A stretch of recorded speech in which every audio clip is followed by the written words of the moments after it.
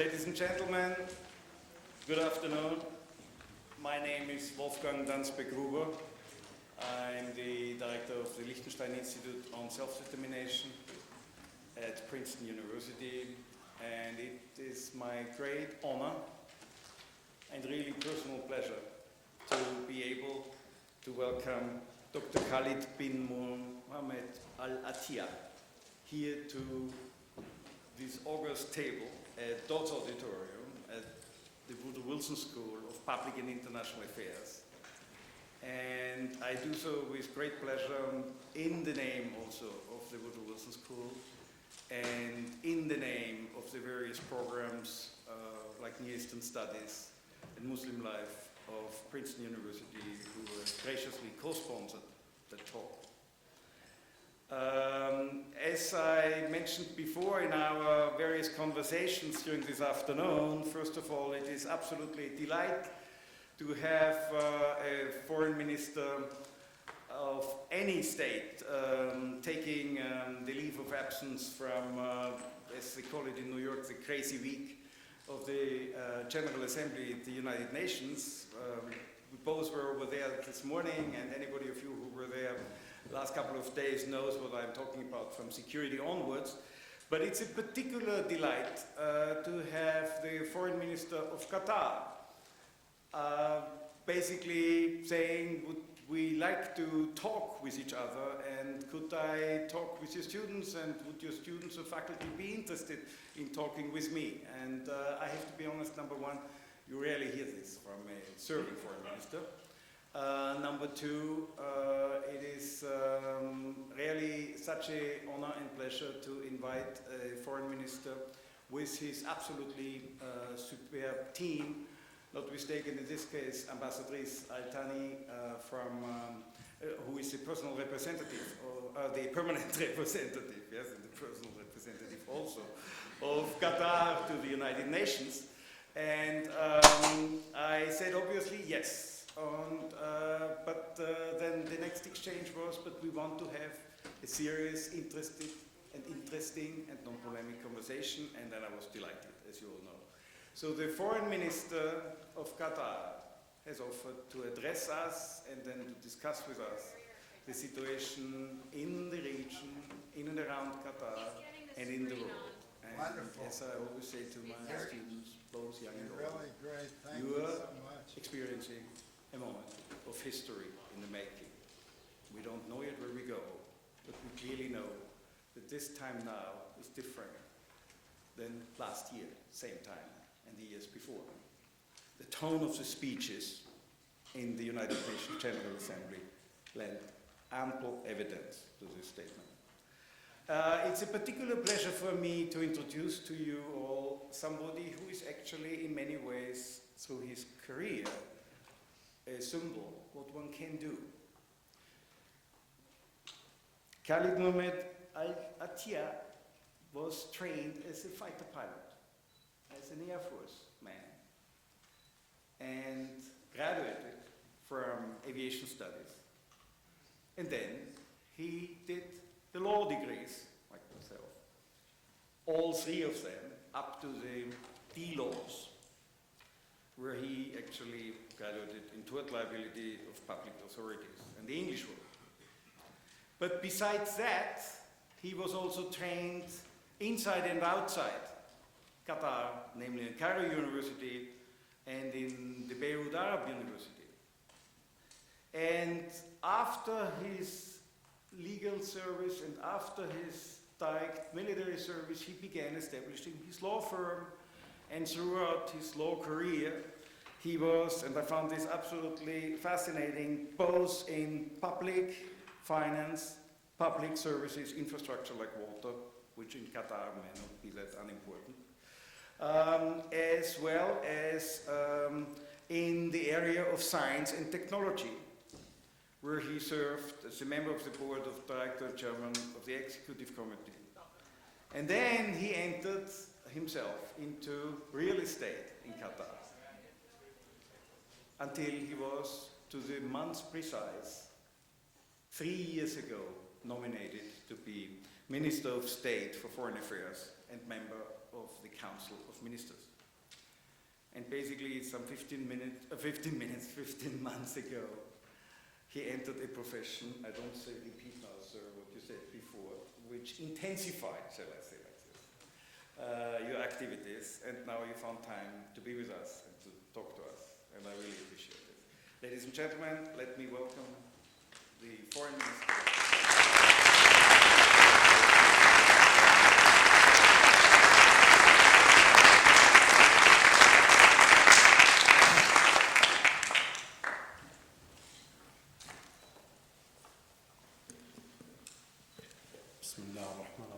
This is Professor Dansbeck Gruber, distinguished faculty member, dear students and friends, ladies and gentlemen. I'm honored to be here today and address such a prominent audience. Moment before entering this hall, I had the privilege of walking around campus,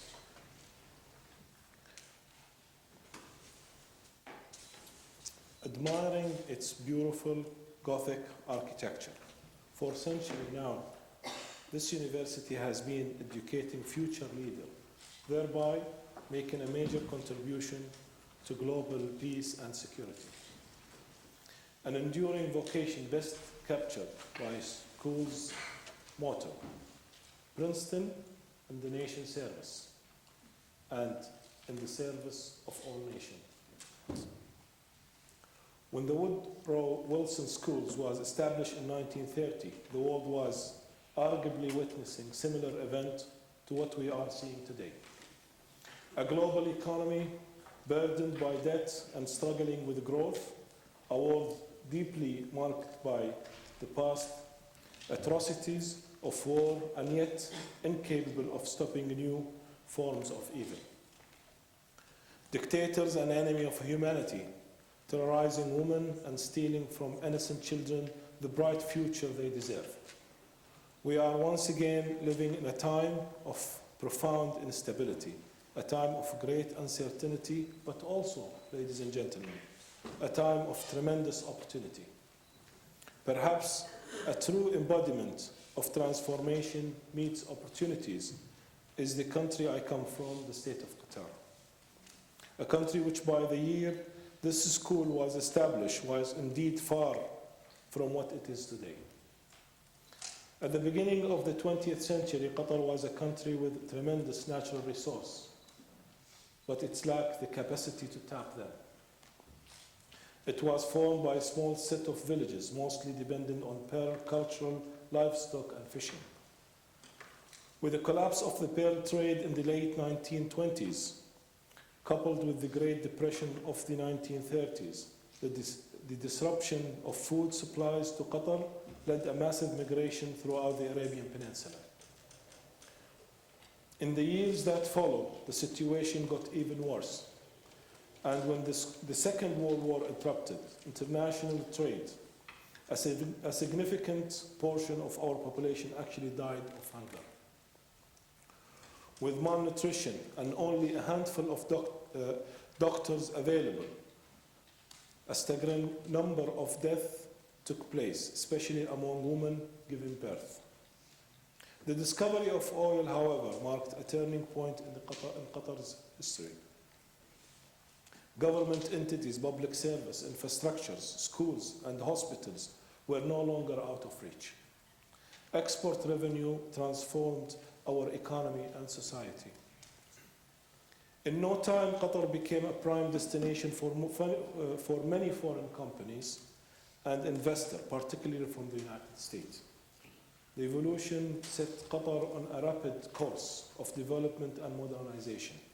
Our Amir visionary and courageous drive to a pioneer LNG technology quickly positioned Qatar as a global market leader. Many strategic relationships were born in the process. A key partner of Qatar oil and gas industry, U.S. company, played a major role in that development. ExxonMobil and Chevron Corporation are only two of many examples. Today, Qatar leads global LNG export, and enjoy the world's third largest natural gas reserve. A long way indeed from our time as pearl divers. Along with economic prosperity and exponential growth came the need to better prepare our youth to a changing and more competitive world.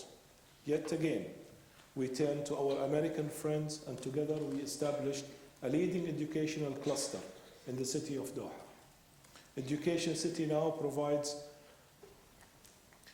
a constellation of top academic programs ranging from engineering to law, medicine, and even graphic design.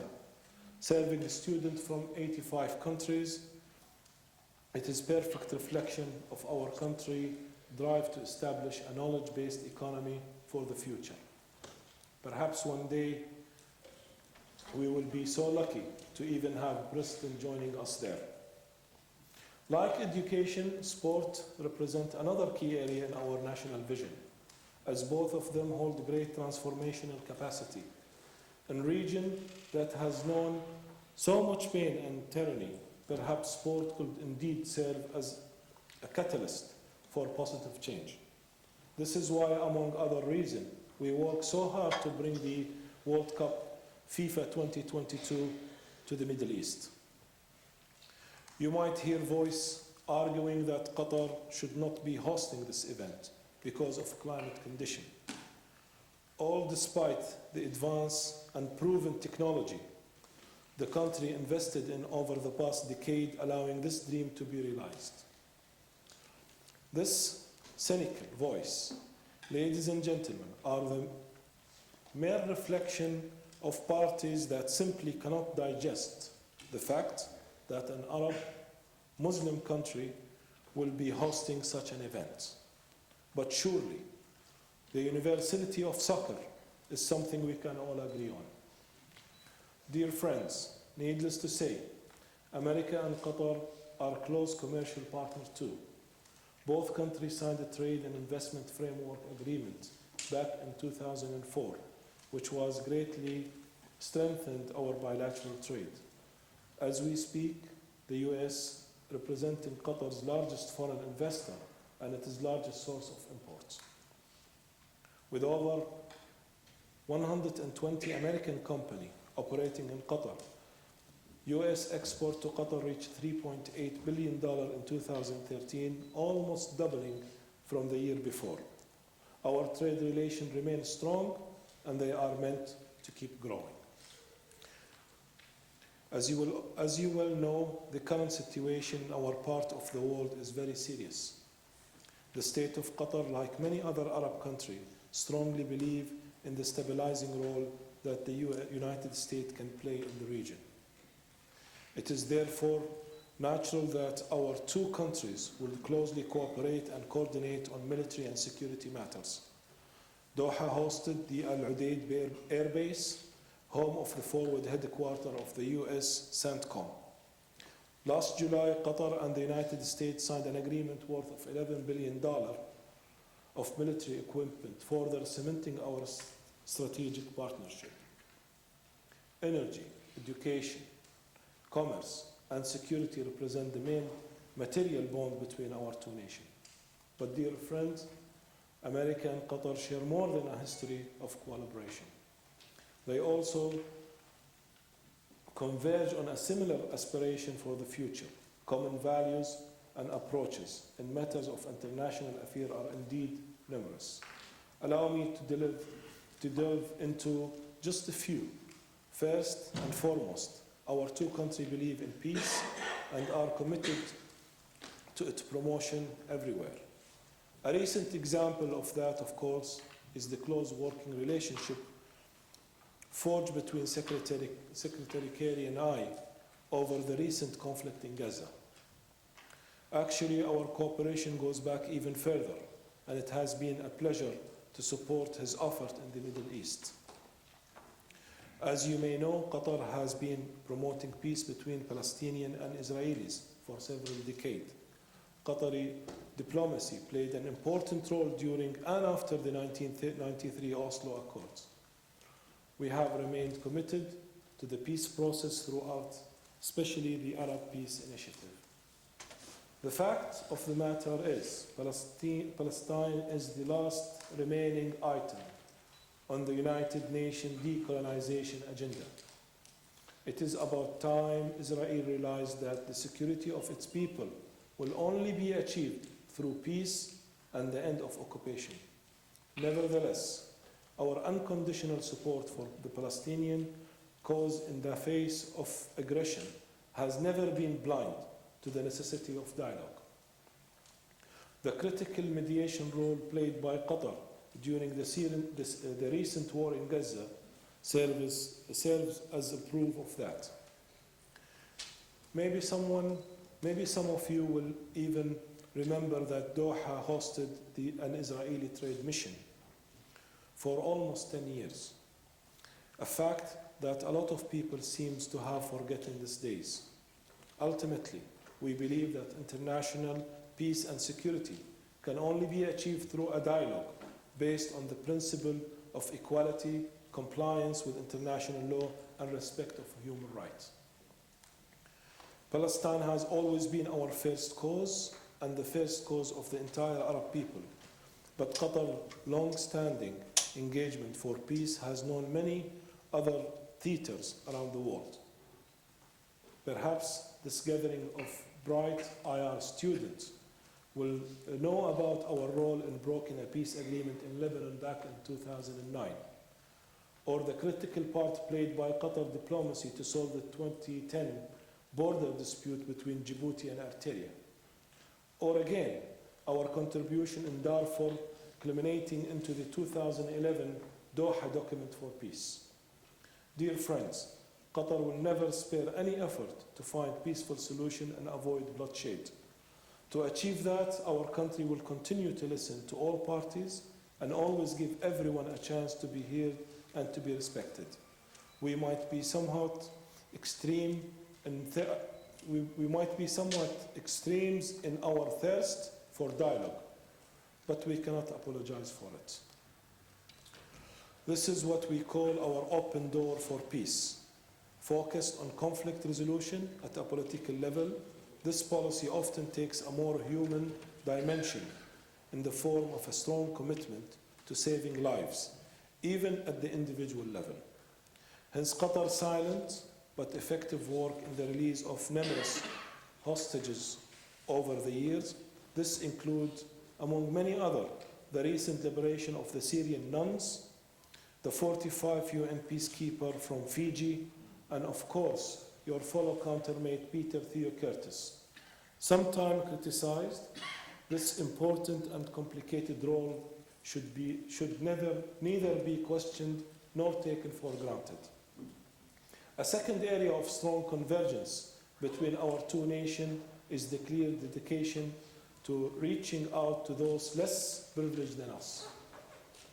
Both Qatar and America share a long-standing commitment to humanitarian assistance and foreign aids, whether directly through US aid or within multilateral organization or collaboration, has always been close and based on a mutual trust. A relationship also strengthened by teams of hardship. Back in August 2005, Qatar did not wait a single moment to offer its assistance to US Gulf Coast victims of Hurricane Katrina. Established just a few weeks after the disaster, the Qatar Katrina Fund supported critical recovery initiative in Louisiana and Mississippi. Totaling $100 million projects include emergencies, relief, healthcare, education, housing, and even places of worship. Over the past 5 years, Qatar has provided humanitarian aid of about $2.2 billion in addition to non-governmental aid of about $390 million. Our development assistance reached over 100 countries with a particular focus on conflict area and post-crisis situation like Japan or Haiti. Of course, Qatar solidarity has played an important role following the Arab Spring in helping build more inclusive society. Our illustration of such commitment is Tunisia, where the Qatar Friendship Fund recently launched an ambitious entrepreneurship program. In that, we are encouraged by and will always welcome similar US-backed initiatives in the region.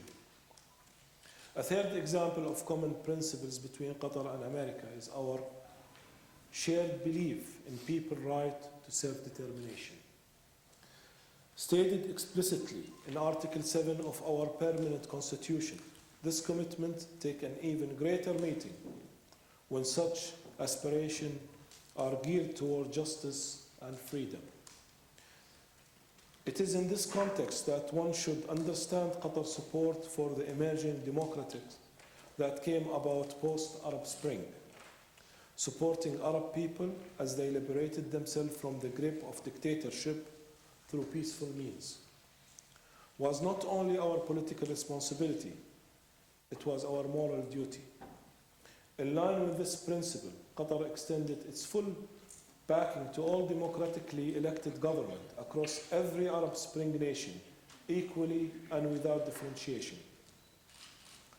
As a result of this policy, Qatar became the target of various parties which held different view and which did not favor the political outcome of the Arab Spring.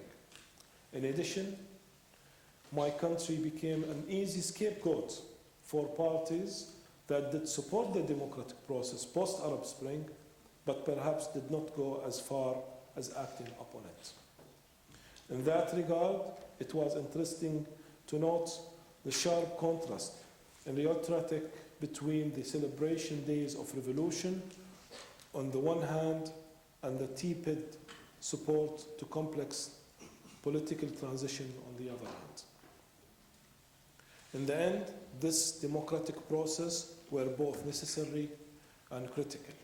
Unfortunately, it is obvious that we, the international community, failed in supporting this evolution. In fact, I would dare say that the international community failed the people of the Arab Spring. The fact of the matter is political transition always takes a long time.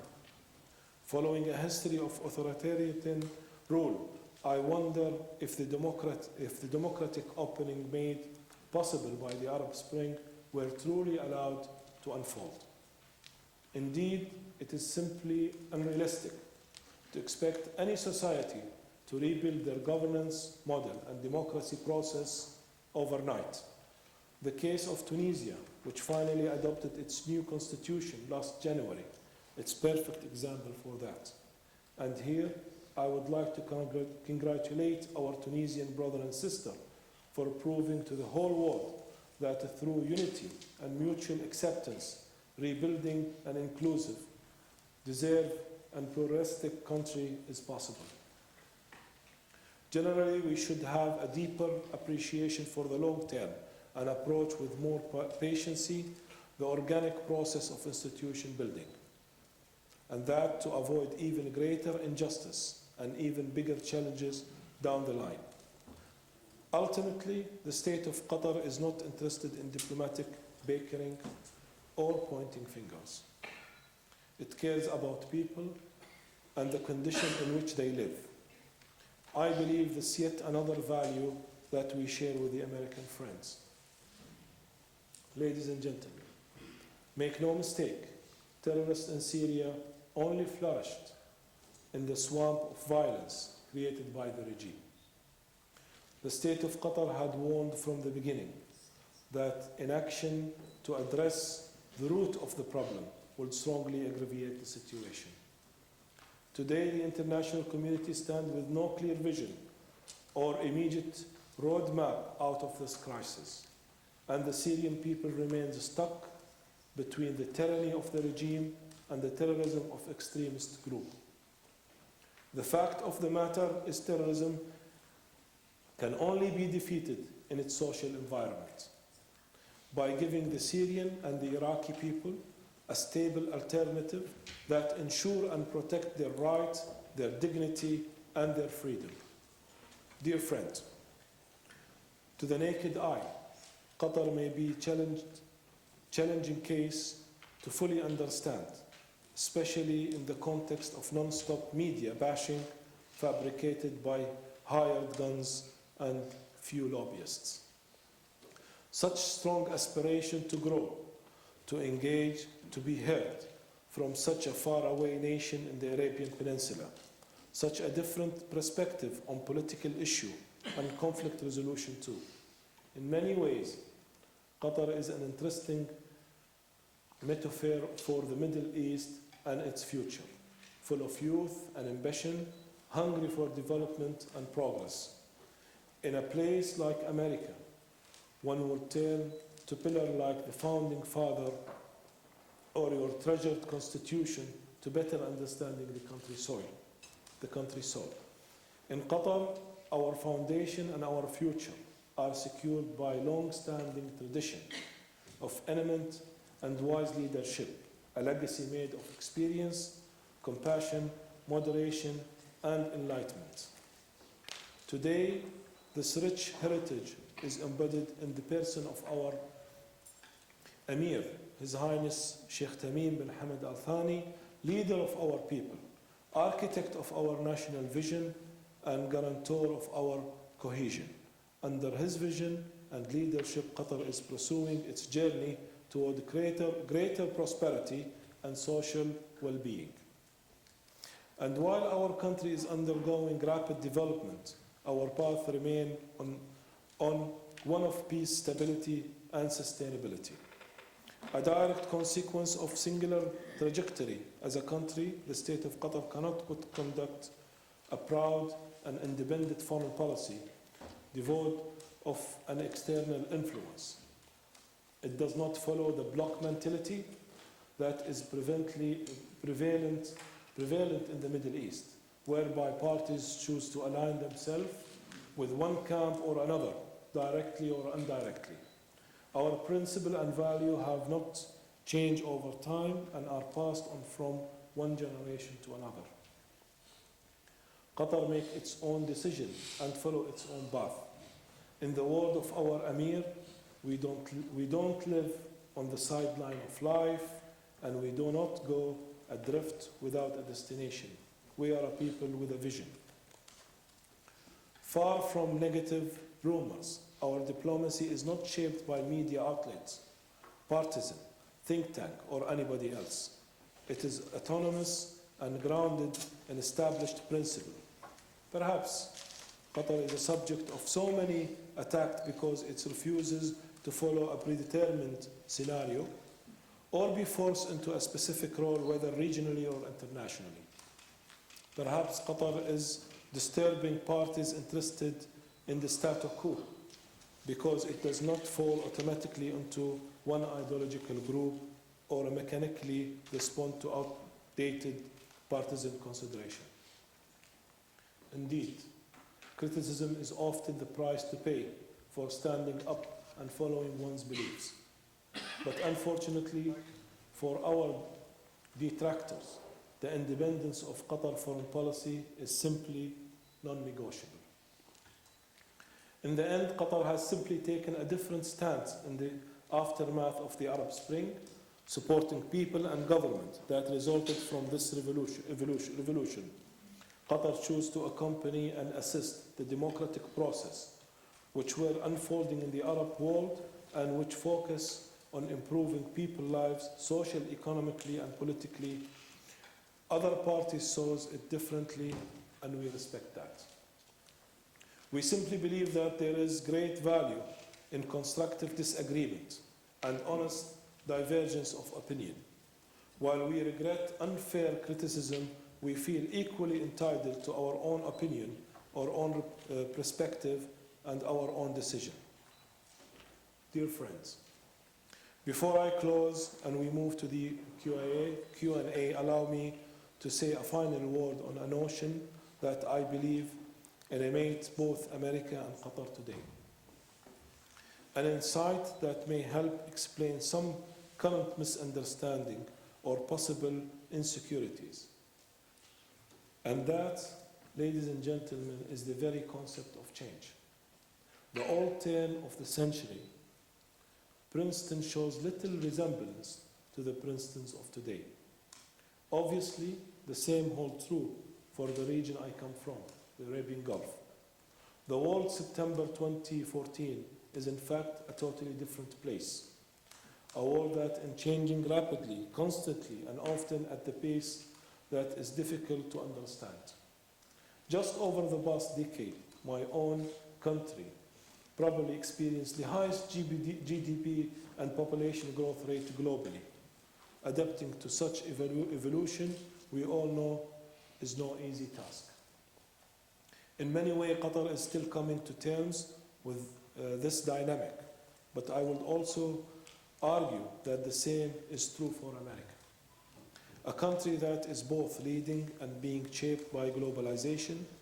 I can appreciate that this could mean for a nation with such a broad history. Jobs changing, continent by a stroke of a pen, information being exchanged in a nanosecond, the composition of society evolving, new strategic partners, new geopolitical architectures, and indeed new economic realities. All these changes bring about great opportunity, but they also usher in some fears. Ladies and gentlemen, the world was not always so.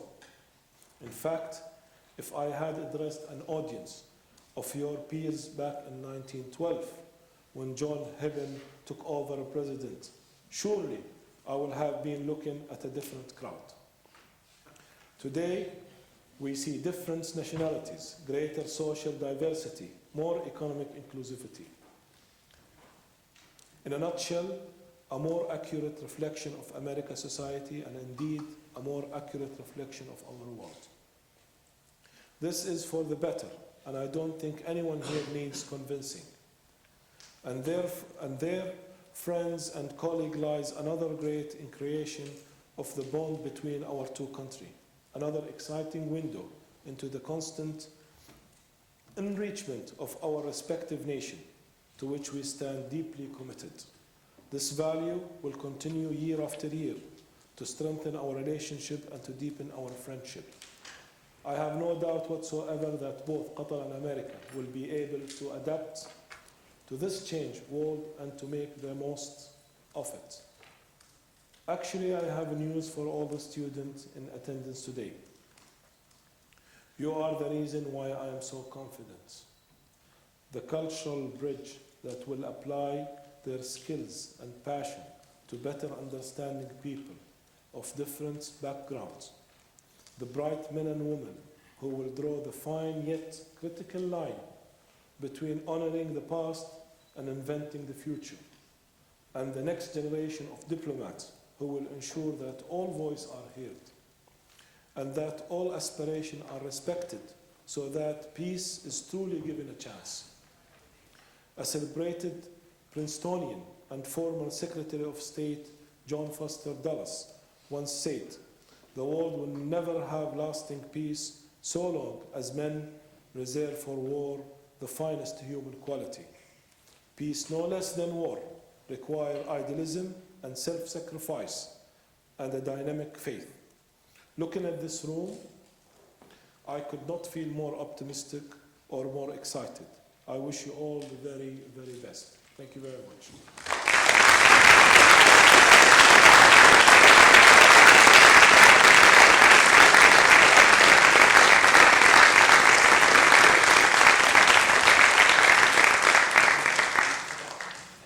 So, wonderful speech. Thank you very much, sir. Ladies and gentlemen, the floor is yours. We walk up to the mic? Or is it... Yes, please, walk up to the mic. Before I offer, please come. Okay. And, I would like to tell you, sir, that in November 2 years ago, we had His Eminence Mar Gregorius Johanna Ibrahim, the Archbishop of the Syrian Orthodox Archbishop of Aleppo, sitting here. And you all know that on April 22nd last year, he was kidnapped. And I would like to express on behalf of many Syrians the gratitude to whatever is undertaken. And so it was very touching when you spoke about the possibility which Qatar has as an intermediary in negotiating. So with this now, floor is yours. Go ahead. Yes, hello. I'd like to thank the minister for coming all the way down here to Princeton. It was a pleasant surprise to actually see this venue after my classes. Could you introduce yourself? My name is Renee Shalom. I'm a sophomore here. And my question for the minister is, can democracy and peace exist in the Middle East so long as there are religious regimes, so long as there is a Jewish state or Islamic states? Does Qatar believe that peace and democracy can exist? You want to take question by question? No, if you want to answer it. No, I can answer that. Of course I can answer. Surely they can live together. 1400 years ago, Jewish and Muslim lived side by side.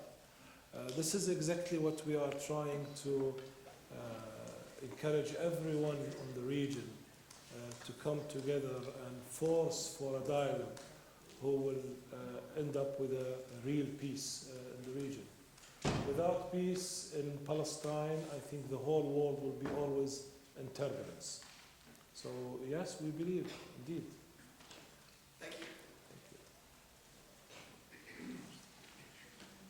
Hello, thank you for coming to speak to us today. My name is Andrew. I'm a junior here in the Near Eastern Studies Department.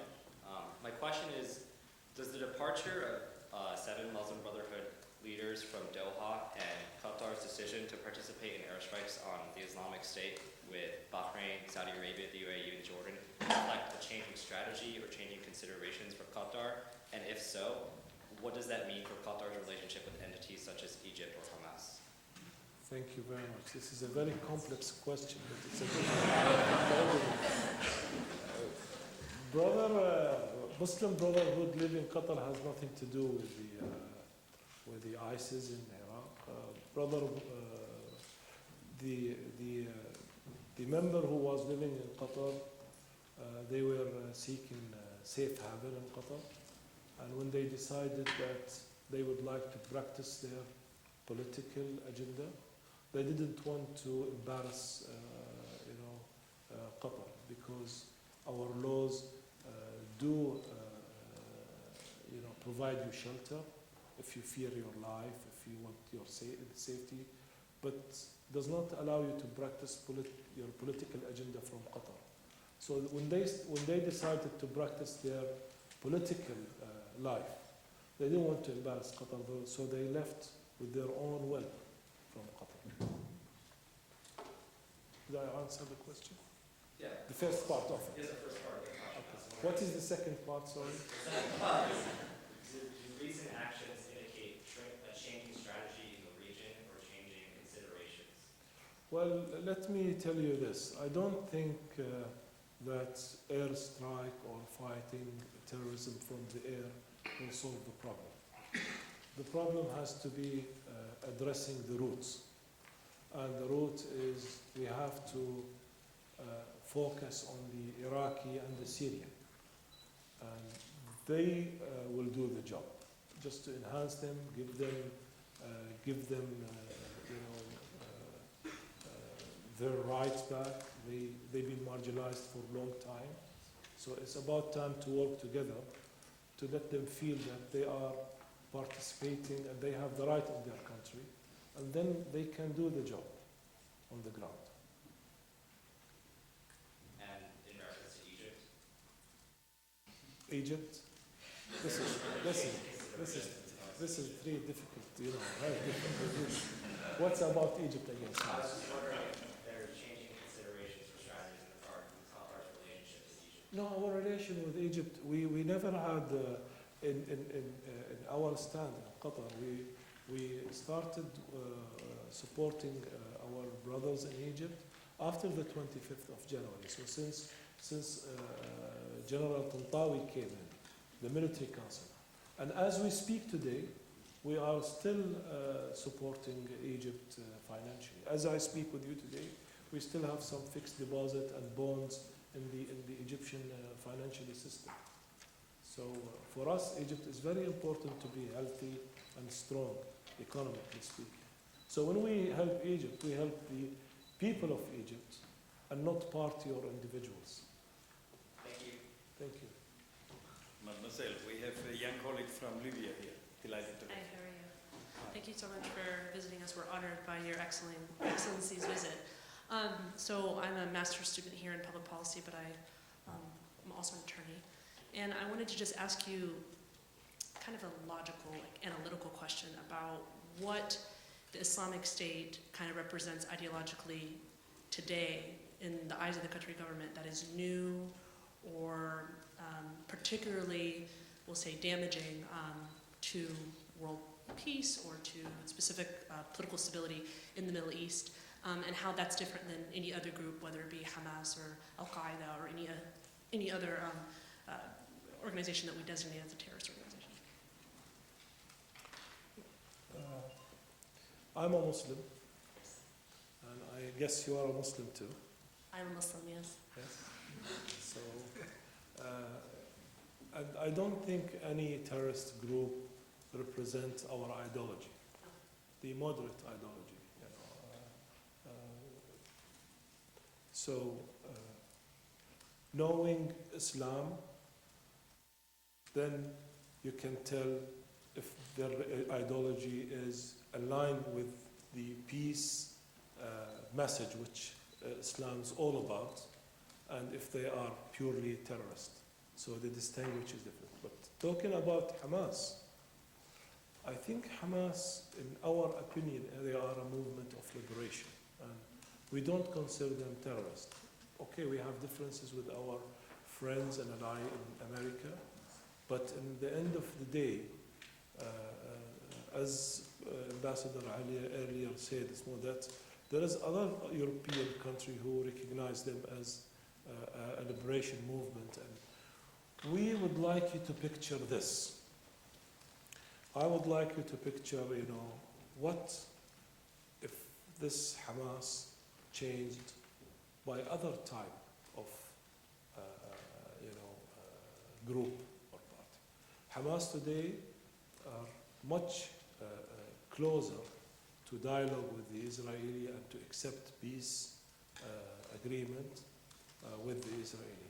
3 days ago, if I recall, Musa Abu Marzouk, one of their leaders, have announced this on TV and said that I think dialogue is possible. So this is the thing we want. We want to encourage them, and we want them to be involved in the dialogue. Tell you something. Sorry if it's long, but I have to make this. 10 years ago, we received a request from our friends, the American, and at that time it was Condoleezza Rice, if I recall. And they encouraged us and urged to participate and convince Hamas to participate on the election at that time, 2004, I guess.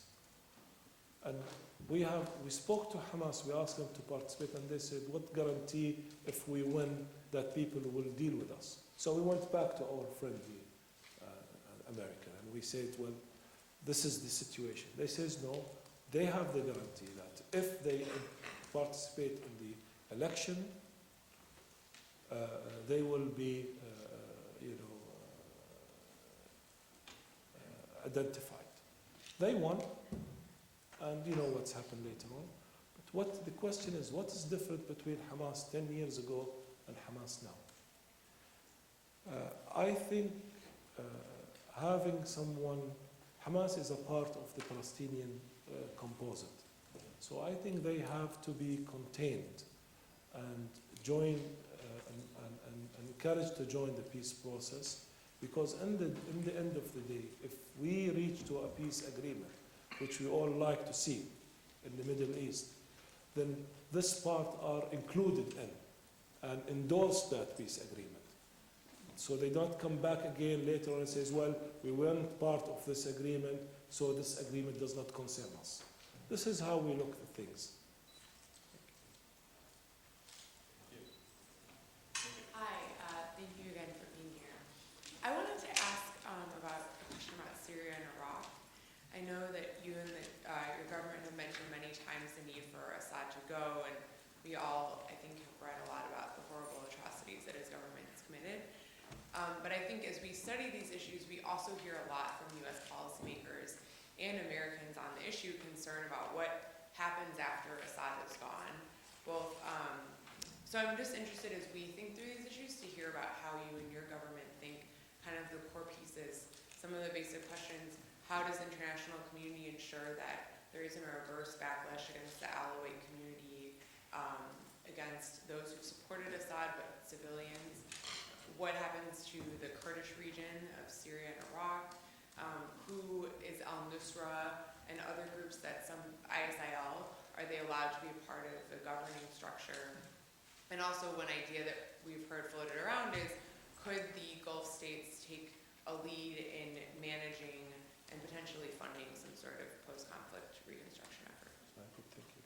No, I agree with you. I think the international community has an obligation towards Syrian and the Syrian people, and they have all to make sure that the institutions are protected. But on the other hand, let us not forget that the regime of Syria acted as a magnet to this terrorist group. They weren't there when the revolution started. 6 months they started with their bare hand and calling for a peaceful change. He faced them with heavy, shelling and bombing. As we speak today, there is over 250,000 dead in Syria because of the regime. So we have to be focused on this. Who's responsible for the chaos in Syria is the regime. And knowing Syria and the Syrian people, I'm sure so many of the audience here know Syria very well. Before the war started, the Syrian people, they don't distinguish between Alawist or Christian or Ashuri or Armenian or Muslims. They have a very fantastic mosaic among the people. So these messages or these rumors are serving the regime purpose. No one can believe that the regime comes today and call to join the ally to fight the terrorists. He is the creator of the terrorists. And we should not, be ignorant of that.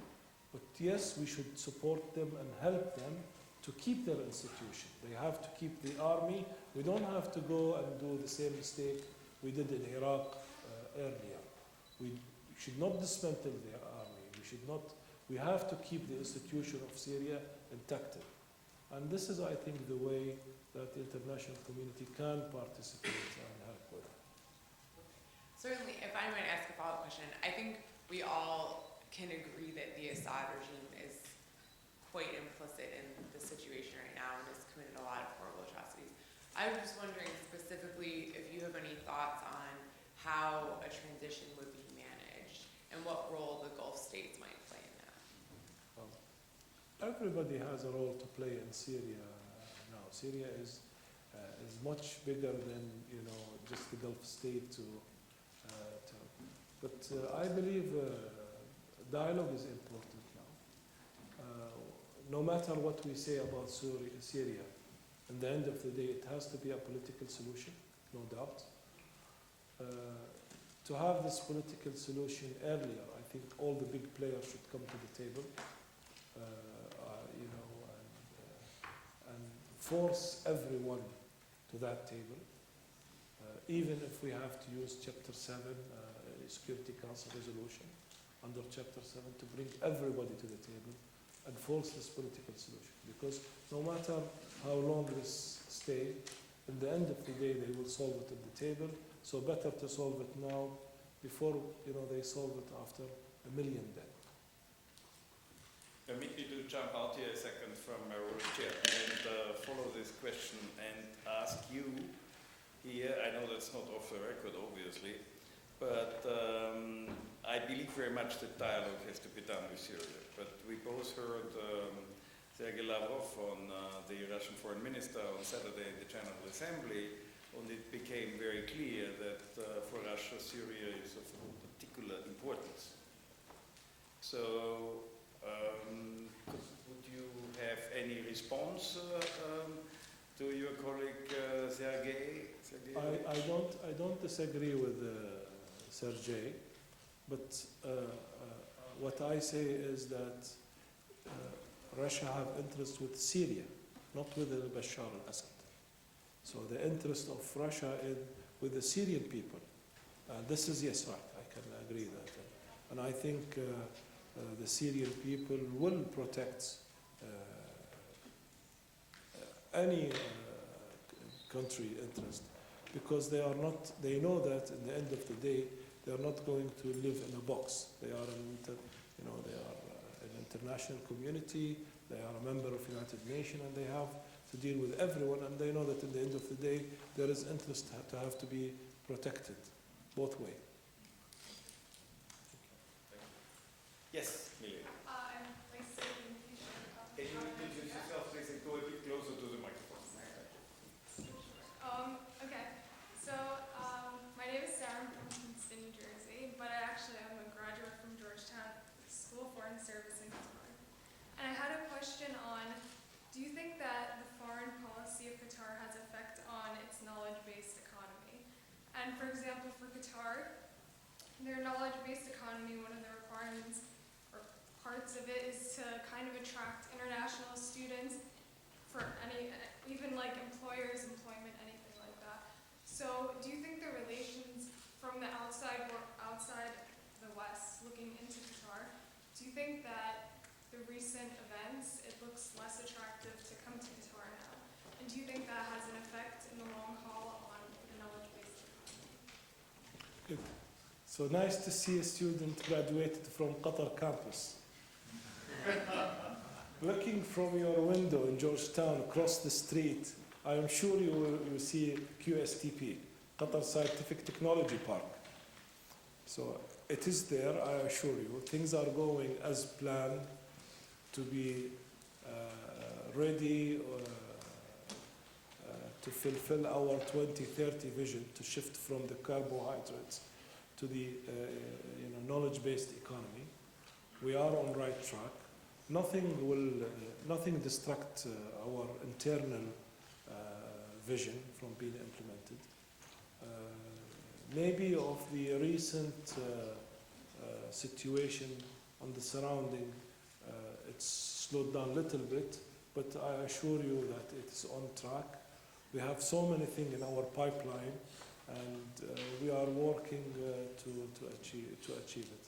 So no, the outside circumstances will not affect our program nor our implementation of the vision.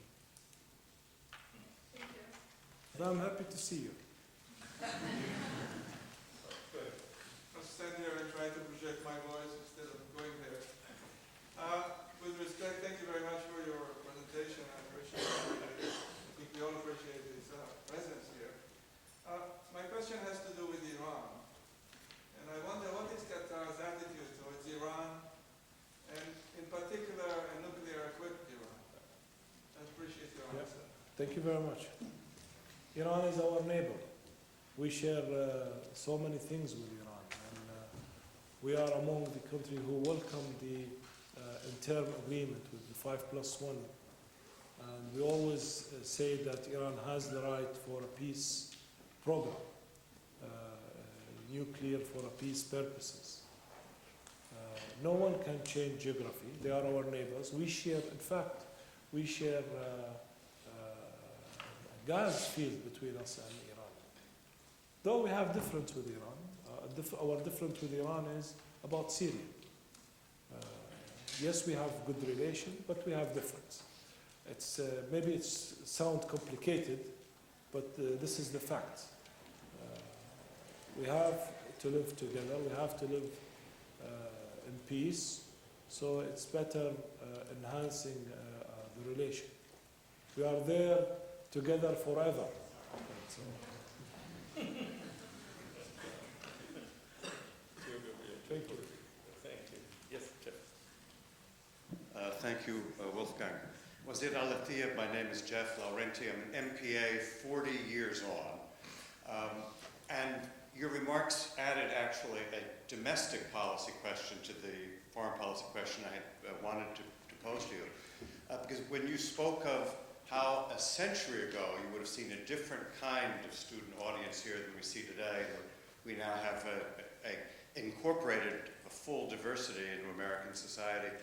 I wonder how you see Qatari society evolving. You have 280,000 Qatari citizens, 1.5 million expats, 2/3 of them from the South Asian continent.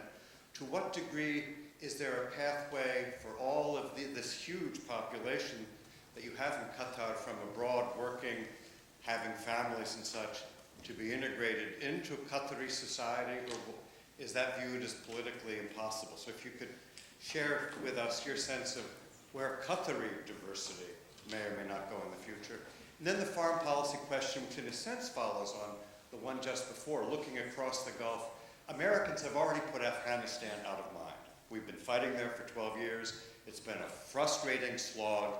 As you look at Afghanistan now, between Pakistani interests, perhaps Iranians, as the American military withdrawal is completed, what do you see as the balance between that region's Islamic extremists and the Taliban and the other forces in Afghan society? What are the interests that, as you see, the Pakistanis have in the direction? Can this Republican format, maybe it's just window dressing, in Kabul survive after our Western withdrawal? Thank you, sir. Speaking about the domestic and Qatar, I think the best to explain to you how things goes in Qatar, you need to pay me a visit there. I'll take you up on this. On Qatar Air. Qatar is a very welcoming country. I mean, diversity, and it's open to everyone. And to be honest with you, we have benefit a lot from this diversity. Today in Qatar, you can see we have, just from the United States, we have 6 universities. 6, and this is why I was hoping to see Princeton too next year. And we have a French university, we have a German system, education system, we have, so we encourage this. Because this is what will enrich our country, and we believe in this. From Qatar going to Afghanistan,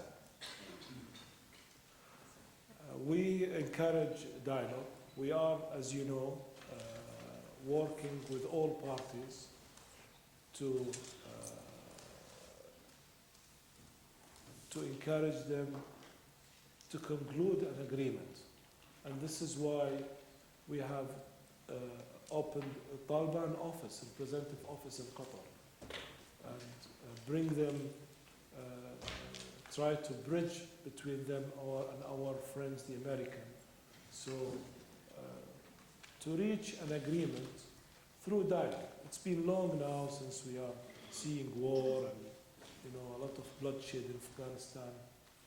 It is about time now to solve it, as I said earlier, over the table. And this is what we are trying to do. I think this is the only way out, through dialogue.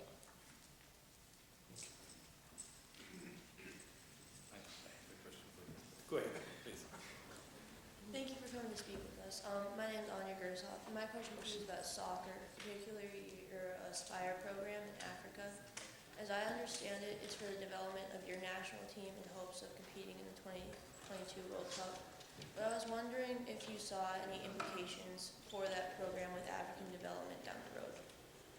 So I didn't get the last part. I was just wondering what you thought the implications of your guys' Aspire program is for African development in the future. Okay, if I understand your question right, I believe you know something about Aspire, yes? Yep. Yeah. I think Aspire, this is, by the way, Aspire is the sport academy which been, which been founded in Qatar. One of their major role is to reach out.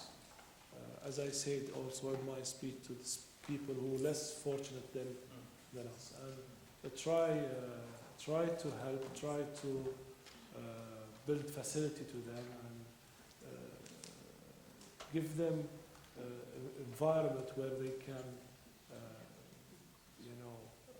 find themselves and elaborate on their talent.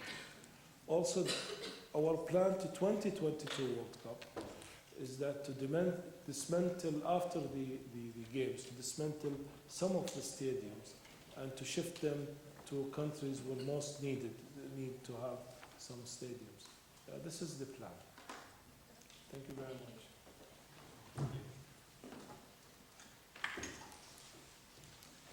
Good evening, and thank you for coming. My name is Seamus Daniels, and I'm a junior in the Wilson School.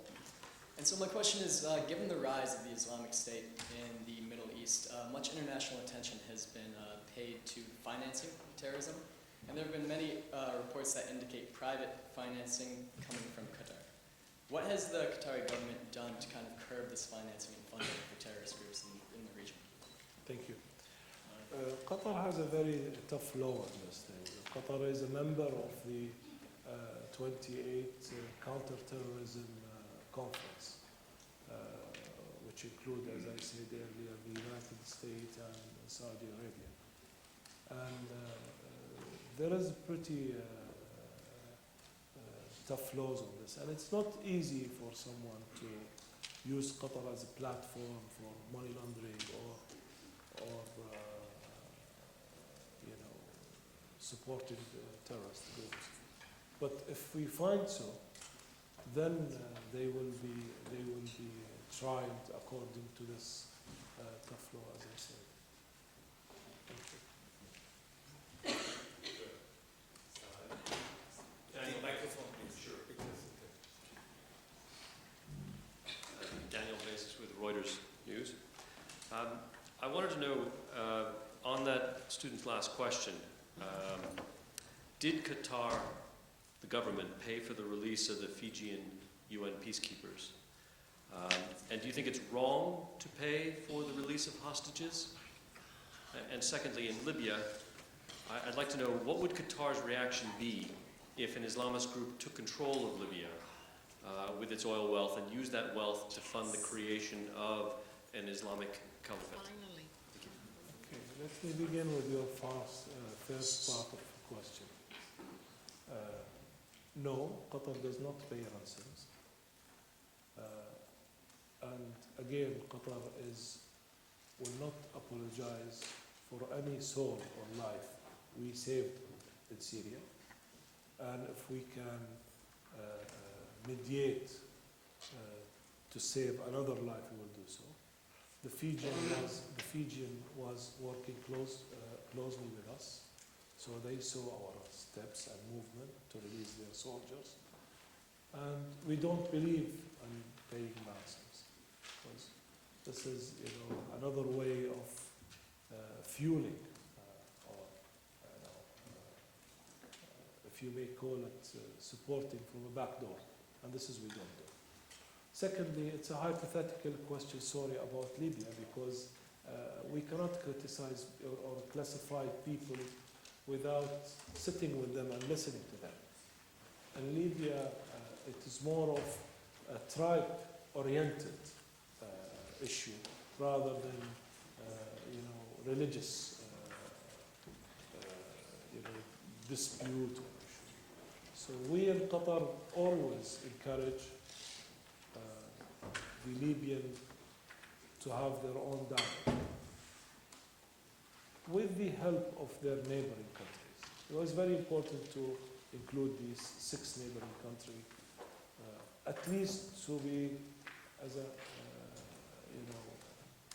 I cannot say supervise them, but at least to be involved with them, because they all share the same border and they all share the same worries. But Libya is not as people see it from a distance. I am optimistic. I am not so worried if we can encourage them to sit and have their dialogue and have their country back together. This is how we see Libya. Thank you. Thank you very much. Hi, my name name is George Papadimitriou, and I'm a junior in the Woodrow Wilson School. I want to thank you for your words today, and also to thank you for your comments about the Syrian Archbishop. My question is kind of in a similar vein. With the increasing violence across the entire Middle East, and with the increasing marginalization of Christian communities, particularly in Aleppo and also Baghdad, what do you think is the future of Christianity in the Middle East? Does it have a future? This is a very good question. Thank you very much. In fact, I'll tell you something. The Christian in the Middle East they are Arabs, and this is their homeland. And we don't want to see someone to encourage them to leave the Middle East. They are part of that land, and they are part of that mosaic. So encouraging them, I believe, encourage them to leave and to immigrate. This is the biggest mistake we are committing. They should stay and they should live with the other because they are treasure to the Middle East, and the Middle Easterns should not let go of them easily. This is how we look at it. Thank you. Thank you. Hello, my name is Sander Solstad. Thank you so much for coming today and talking to us. My question is the following. You speak of reaching a political settlement with regards to Syria. And I was wondering which specific steps is your government undertaking to reach such a settlement, and which steps would you like to take? This is in Syria? Yes. Well, we work among another friend of Syria group. We cannot work alone in Syria. And what we would like to see is a political solution. Started in Geneva, but unfortunately it failed. The people of Syria has a demand, and their demand is that the regime should leave. So, but they don't want to dismantle all the institutions in Syria. And this is a good point to start from. They don't want to kick out everyone who stood by the regime until today. This is not true. So what I'm saying is that a friend of Syria, or if you may call them London 11, the core group London 11, they should work together with other friends who can, like the Russian, the Iranian, to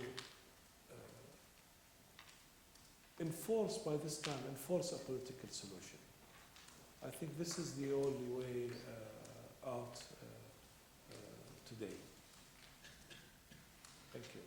Thank you. Now, since this is a historic day today, I don't know how many of you think of this like that, but it's the 29th September of 2014. And it's the end of an era, and I'm very glad to have you here. It's the end of the era of Hamid Karzai in Afghanistan. We have the inauguration today of Ashraf Ghani, and I was actually, but I prefer to be here.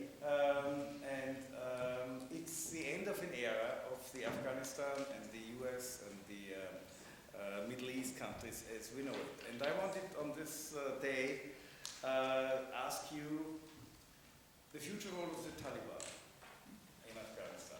And since we have now from more and more informed sources the possibility of an increasing cohabitation and cooperation between ISIS and Taliban, what do you think Qatar could do, and what do you think Qatar would ask its friends to do? Because by just sitting together, well, we tried this with the Taliban, I myself met several of them, many years. The outcome wasn't particularly encouraging if I look at the internal Afghan situation. Thank you, Professor. We already start doing this between Taliban and our friends, the American, because they have to work out the aftermath preparation. And Taliban is a part of Afghanistan. They are Afghan. You cannot go and throw them on the sea. They will be there forever. So the best thing to do is to come and sit down and have an agreement which will draw the roadmap of Afghanistan, especially after leaving Afghanistan. After this unfortunate life lost from the American in Afghanistan. If they pull out and then the chaos goes back again, then we didn't do anything. So it's best to sit down with all factions and have a proper agreement which gives all Afghanis the right to enjoy their country and share the responsibility. Well, media intermediary, negotiator, and working for self-determination and human dignity. Liechtenstein, those are also things. Yes, With all these things. Very active. Thank you Thank very much.